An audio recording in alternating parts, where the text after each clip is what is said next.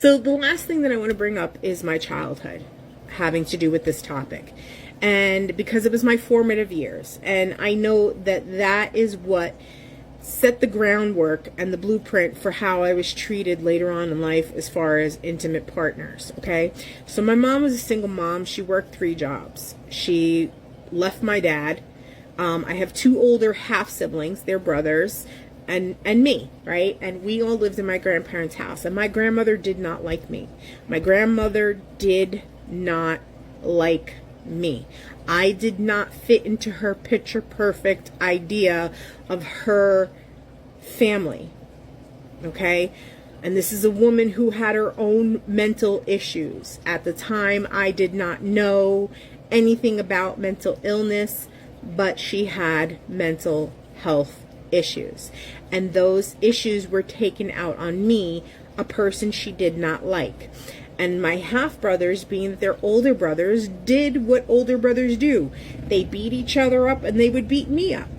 And me, being the little girl that I was, would cry and want my mother. But my mother was working. So I would try to soothe myself because I had nobody to turn to. I couldn't go to my grandmother.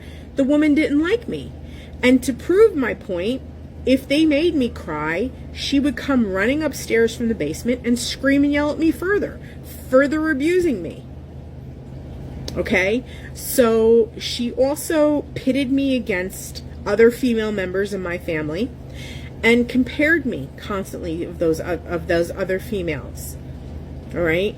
So she pitted me against them. She talked about me constantly. She gossiped about me. She lied about me. To this day, I know that there are things that were said about me that are not true. But whatever, you know, she always managed to make me feel less. Okay? And I know, like, all I wanted to do was be accepted. And I know that that was my driving force through most of my life, and why I accepted abuse and mistreatment from people.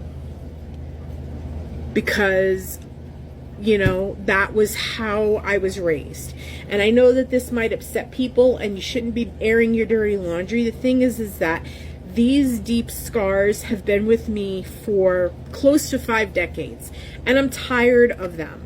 And I want them to go. And I need to speak about it and let it be known that I went through these experiences. Because if I keep holding it on to it and not talking about it and acting like it doesn't exist, it invalidates my experience. So I'm going to talk about it. And I'm going to move on with my life. And I'm going to be happy.